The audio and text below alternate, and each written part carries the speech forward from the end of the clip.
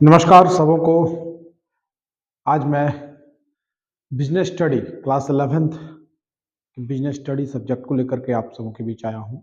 और क्लासेस तो लगातार चल रही थी, ऑफलाइन क्लासेस हो रही थी और ऑफलाइन क्लासेस में कई सारे चैप्टर 11 क्लास में मैंने काफ़ी बृहद स्तर पर अच्छे तरीके से पढ़ा दिया है, लेकिन फिर से अब ऑनलाइन क्लासेस चल रही हैं, जिस कारण से मुझे फिर से एक बार समझ लीजिए जो पढ़ चुके हैं उनके लिए रिवीजन हो जाएगा। और जो लोग क्लास नहीं आ पाए हैं, वैसे दूर दराज के छात्र जो गांव ग्रामीण में रहते हैं, उनके लिए मैं फिर से शुरू से ये कोशिश कर रहा हूँ कि पहले चैप्टर से फिर से अच्छे तरीके से पढ़ाऊँ।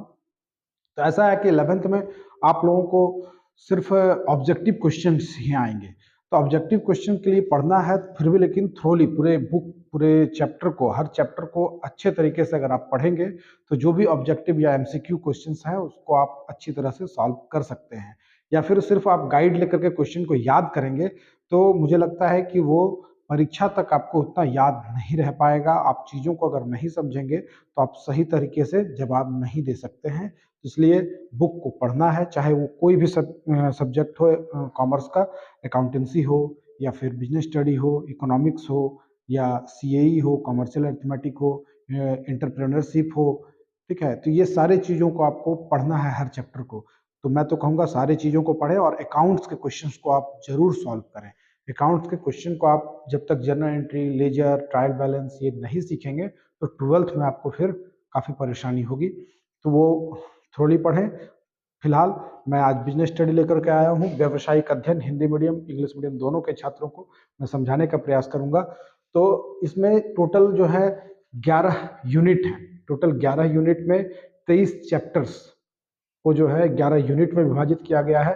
सबसे पहला यूनिट है फाउंडेशन ऑफ बिजनेस, यानी व्यवसाय का आधार। जो भी हम बिजनेस करते हैं उसका क्या बेसिक होता है, क्या बेस होता है वो। और फिर दो पार्ट में इसको बांटा गया है। पार्ट एक फाउंडेशन ऑफ बिजनेस और दूसरा है फिनांस एंड ट्रेड। दूसरा पार्ट है पार्ट बी। जब हम लोग पढ़ेंगे तो वो हो जाएगा पार्ट बी, हो जाएगा finance and trade. Finance and trade ये पढ़ेंगे। लेकिन सबसे पहले पार्ट ए को हम लोग पार्ट ए का अध्ययन करेंगे। पार्ट ए में जो है लगभग 7 यूनिट है। 7 यूनिट, हर यूनिट में अलग अलग चैप्टर को विभाजित किया गया है। फर्स्ट यूनिट जो है nature and purpose of business. पहला unit nature and purpose of business, इसमें 2 चैप्टर्स को शामिल किया गया है। सबसे पहला क्या, जो पहला यूनिट का नाम है सेम वही पहला चैप्टर है, nature and purpose of business, यानी व्यवसाय की प्रकृति और उसका उद्देश्य। व्यवसाय की प्रकृति कैसी होती है और व्यवसाय का मुख्य उद्देश्य क्या है, ये पहले चैप्टर में हमको पढ़ना है। सेकंड चैप्टर आ जाता है क्लासिफिकेशन ऑफ बिजनेस एक्टिविटीज। जो भी व्यावसायिक क्रिया है उनका वर्गीकरण किस किस भाग में वो बांटा गया है। तो ये 2 चैप्टर्स को फर्स्ट यूनिट में बांटा गया है और ये दोनों चैप्टर्स को हमने क्लास में काफी अच्छे तरीके से बताया है। जो छात्र पढ़े हैं वो कमेंट करेंगे। आप हमें कमेंट कीजिएगा, बताइएगा कैसा लगा जो क्लास में हमने पढ़ाया था आपको, और क्या कमियां हैं, क्या खामियां हैं वो भी आप बताइएगा, तो उसको भी सुधारूंगा। और जो लोग अच्छे से पढ़ चुके हैं वो तैयारी करें और उससे रिलेटेड जो क्वेश्चंस हैं वो भी आप बनाएं।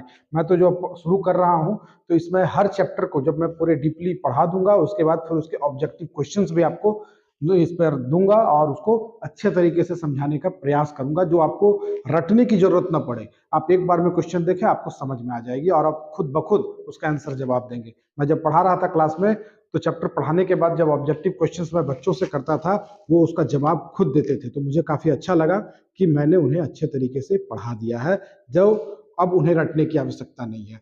वही प्रयास मैं फिर ऑनलाइन कोशिश कर रहा हूँ, ये जो वीडियो बना रहा हूँ मेरा उद्देश्य यही है कि आप सब अच्छे तरीके से पढ़ें और मुझे भी बताने में, ये सिर्फ आपका फायदा नहीं मेरे भी फायदे हैं इसमें, क्योंकि मैं भी कुछ आपको पढ़ाने के बाद सीखता हूं।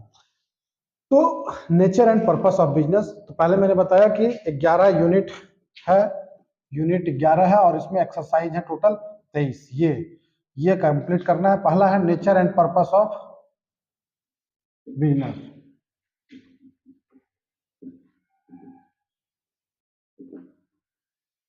यानी व्यवसाय की प्रकृति एवं उद्देश्य, इसके बारे में पढ़ना है। तो एक चीज देख लीजिए, आप लोग सुने होंगे, एक कहावत भी है।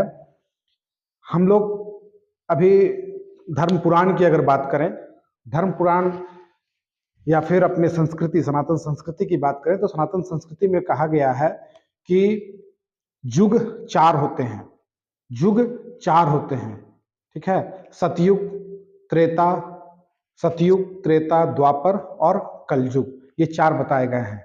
लेकिन आज के युग में जब 21वीं सदी में हम हैं, तो मेरा ये मानना है, कई विद्वानों ने भी कहा है कि अब जो जिस युग में अभी हम लोग जी रहे हैं, ये कलयुग नहीं है, ये क्या है, अर्थ युग है, अर्थ युग है। क्योंकि संस्कृत में कहीं लिखा गया है अर्थस्य, अर्थस्य पुरुषो दासः, अर्थस्य पुरुषो दासः, अर्थ जो है वह पुरुष का दास होता है। अर्थ का दास पुरुष होता है, अर्थ का दास पुरुष होता है, अर्थ का दास पुरुष होता है। कहने का मतलब आपको समझ में आया? अर्थ मतलब यहाँ क्या हुआ, सबसे पहले अर्थ को समझना है हमको। अर्थ से ही अर्थशास्त्र होता है। अर्थ मतलब आप समझते होंगे, जो आपने बचपन में पढ़ा, जो शब्दार्थ, ठीक है। अर्थ, उसका मीनिंग, इंग्लिश में क्या है, मीनिंग, तो वो यहाँ नहीं है, उसकी चर्चा नहीं करना है हमें। अर्थ का मतलब यहाँ रुपयों से है। आज के समय कहते हैं ना, कहावत आपने सुनी होगी कि बाप बड़ा ना भैया, सबसे बड़ा रुपया। आज के समय रुपयों की पूजा होती है। जिनके पास रुपया अधिक है, लोग उनका सत्कार, सम्मान, उनकी इज्जत, उनसे बात करने का जो देखेंगे आप लहजा बिल्कुल अलग होगा। आपके परिवार में कई लोग होंगे, लेकिन जब परिवार में आप देखेंगे जो ज़्यादा कमाता होगा ना, माता पिता भी उसकी ही सराहना ज़्यादा करेंगे, उसकी इज्जत ज़्यादा करेंगे, उसकी बड़ाई ज़्यादा करेंगे। तो ये आज के भौतिक युग में, आज के समय में, आज जो कलयुग कह रहे हैं, या फिर जिस 21वीं सदी में हम जी रहे हैं, इसमें सबसे बड़ा पैसों की ही वैल्यू है। आप भले कितने विद्वान हो, कितनी भी आपकी जान पहचान या कितनी भी आपकी पॉपुलरिटी हो, लेकिन आपके पास पैसा नहीं है तो आप कुछ नहीं है। तो वही चीज सबसे पहले अर्थ की ही वैल्यू है। और बिजनेस में हर आदमी को आज के समय में जीने के लिए मनुष्य को कुछ न कुछ काम करना पड़ता है। जब हम अपने उद्देश्यों की पूर्ति के लिए, अपने जो भी हमारी आवश्यकताएं हैं उसकी पूर्ति करने के लिए जो भी क्रिया करते हैं, वही मानवीय क्रिया होती है। क्या होती है? मानवीय क्रिया। अब यहां हमको पढ़ना है मानवीय क्रिया,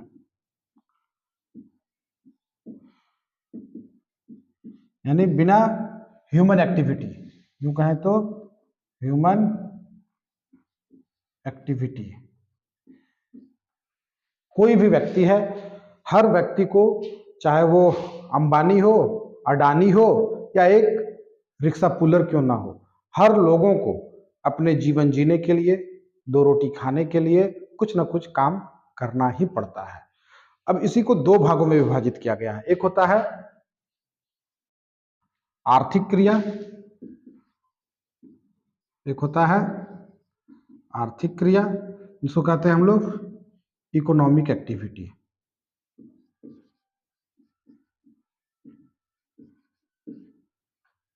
और दूसरा होता है अनार्थिक क्रिया।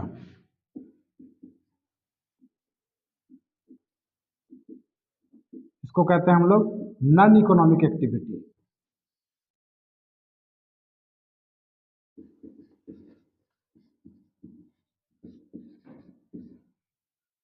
ठीक है, ये 2 एक्टिविटीज हैं, इकोनॉमिक एंड नॉन इकोनॉमिक। ये दोनों के द्वारा ही मानवीय क्रिया होती है। 2 भाग में मानवीय क्रियाओं को बांटा गया है। सबसे पहले हम लोग आर्थिक क्रिया के बारे में समझेंगे। आर्थिक क्रिया किसे कहते हैं? आर्थिक क्रिया में क्या आता है? आर्थिक क्रिया में जब धन का संबंध है, उसके उत्पादन, धन मतलब पैसा, धन का संबंध किससे? उसके उत्पादन, इंग्लिश में कहते हैं प्रोडक्शन, विनिमय, इसको कहते हैं एक्सचेंज। दूसरा होता है वितरण, इसको कहते हैं हम लोग डिस्ट्रीब्यूशन। और चौथा हो गया उपभोग, इसको कहते हैं कंजम्पशन।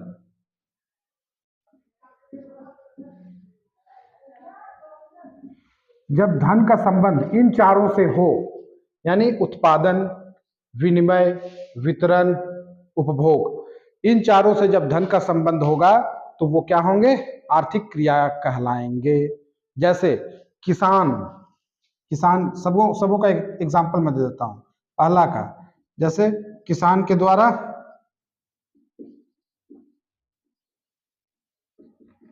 अनाज का उत्पादन, ठीक है, हो गया। किसान के द्वारा अनाज उगाना, तो ये उत्पादन हो गया। विनिमय हो गया, जब हम तैयार माल करते हैं और उसके बाद जब उसे भेजते हैं होलसेलर के पास, जब हम माल को तैयार करके होलसेलर के पास भेजते हैं तो वो क्या कहलाता है? दुकानदार द्वारा जब ग्राहकों को माल बेचते हैं, होलसेलर फिर रिटेलर को देता है, रिटेलर फिर ग्राहकों को देता है, या दुकानदार द्वारा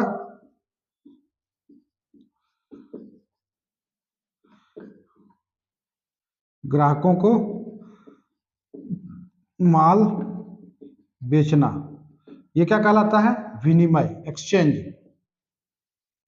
तीसरा क्या हो गया? जब हम काम करते हैं और काम के दौरान जब हमें काम करने के बाद जो पैसा मिलता है मजदूरी के रूप में, वेतन के रूप में, या फिर जब हम खेती किसानी कर रहे हैं, पूंजी की आवश्यकता होती है, तो उस पूंजी को जब हम कोई पूंजीपति से, जमींदार से, जो सूद पर या ब्याज पर पैसा लगाता है, या फिर बैंक से जब कर्ज लेते हैं, तो वो पैसा का जो वितरण होता है वही डिस्ट्रीब्यूशन हुआ। यानी ये कह सकते हैं हम कि ऋण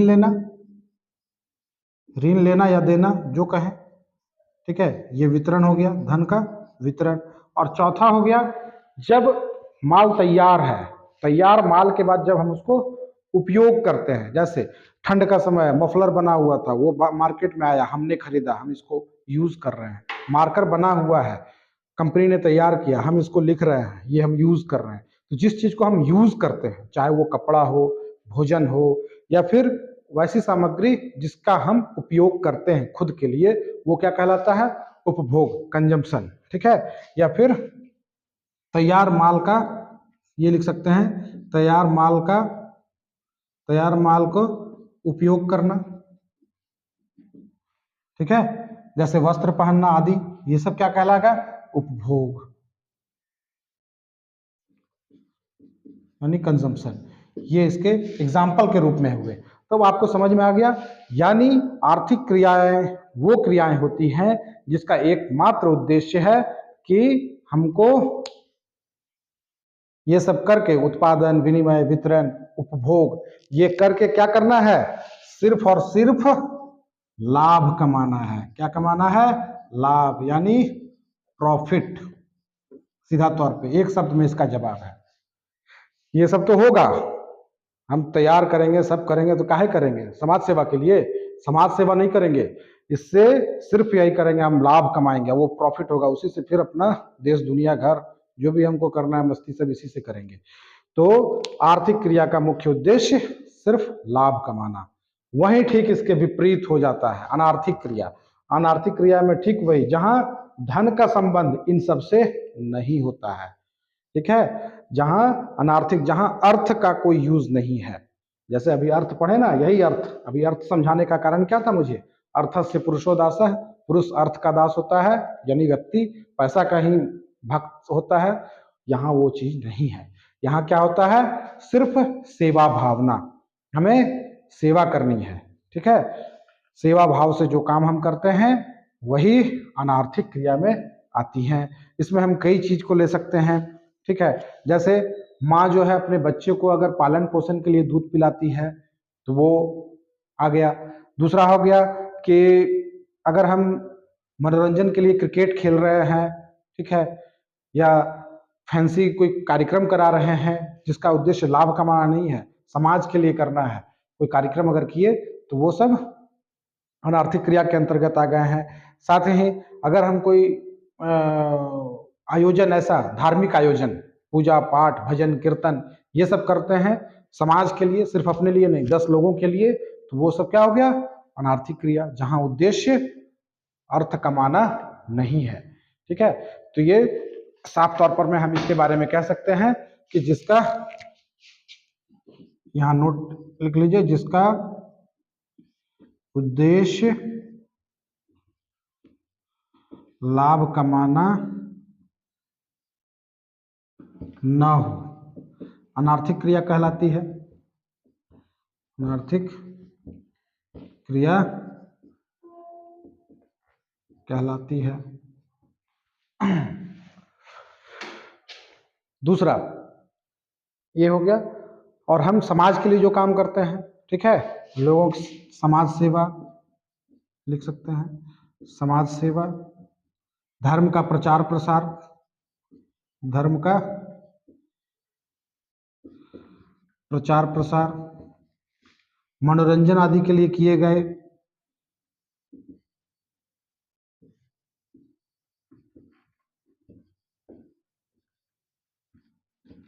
मनोरंजन आदि के लिए किए गए कार्यक्रम।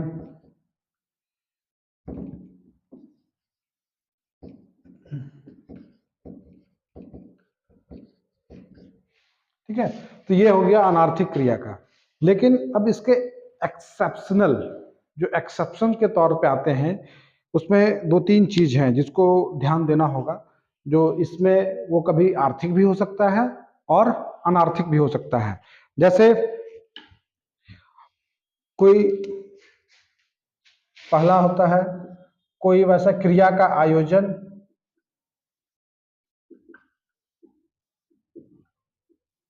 व उद्देश्य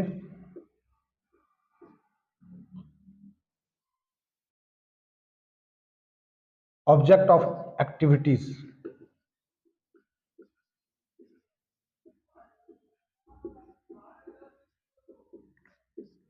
यानी वैसा काम का आयोजन जिसका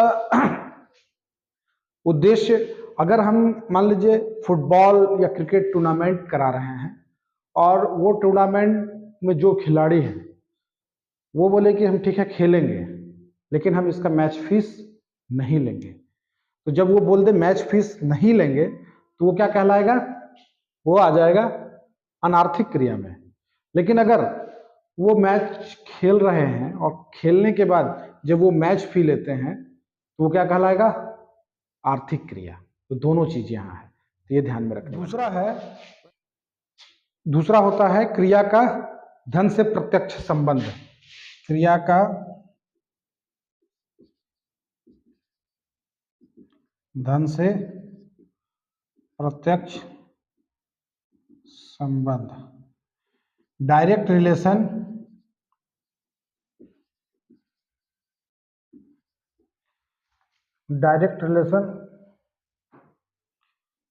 एक्टिविटीज विथ वेल्थ,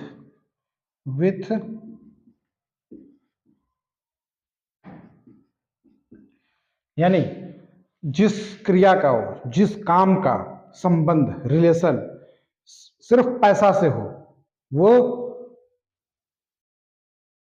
आर्थिक होगा। और जिसका संबंध, लेकिन यहाँ पैसा भी देखना है कि पैसा किस रूप में लिया जा रहा है। अब एक एग्जांपल के तौर पर समझाते हैं। जैसे एक नर्स होती हैं, अगर वो अस्पताल में किसी को देख रही हैं, चेक कर रही हैं, तो वो काम वहां कर रही हैं अस्पताल में, लेकिन वो नर्स को जो है वहां क्या मिल रहा है? सैलरी मिल रहा है, महीना में सैलरी दिया जा रहा है। तो वो जो सैलरी मिल रहा है अस्पताल में उसे, तो वो क्या हो जाएगा? आर्थिक हो जाएगा। लेकिन यही नर्स जब घर पर, अपने घर पर या किसी के घर पर जाकर के देख रही है, तो वो क्या कहलाएगा? अनार्थिक कहलाएगा, क्योंकि ये यहाँ सेवा भावना से कर रही है और यहाँ पर ये इनकी क्या है? सर्विस है। इसके बदले में इनको क्या मिल रहा है? सैलरी मिल रहा है। ठीक है, और यहाँ हो सकता है जिनका ये सेवा कर रही हैं वो पैसा दे भी सकते हैं, नहीं भी दे सकते हैं, तो ये यहाँ क्या कहलाएगा उनके लिए? सेवा भावना। और थर्ड है क्रिया की वैधानिकता, कि वो वैधानिक है कि नहीं है, वैध है या नहीं है।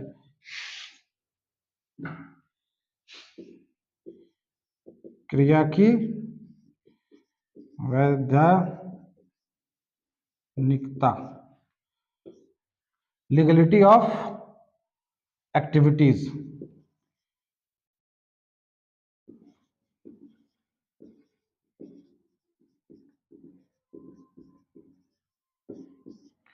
लीगलिटीज ऑफ एक्टिविटीज यानी जो एक्टिविटी है वो लीगल है या नहीं है। जैसे कोई सट्टाबाजी करता है, आईपीएल खेल होता है ना, आईपीएल खेल में पैसा लगाया, टीम के हारने पर, जीतने पर, चौका मारने पर, छक्का मारने पर, तो ये जो लगता है तो क्या लीगल है? अनलीगल है। दूसरी चीज, कोई सूदखोर है जिसके पास कोई वैधानिक रूल्स यानी सरकार के नियमों के विरुद्ध, सरकार के नियमों के विरुद्ध भी अगर कोई, वो सरकार जिसको अनलीगल मानती है, उस अनलीगल काम के बदले लोग पैसा अगर लेते हैं तो वो क्या कहलाएगा?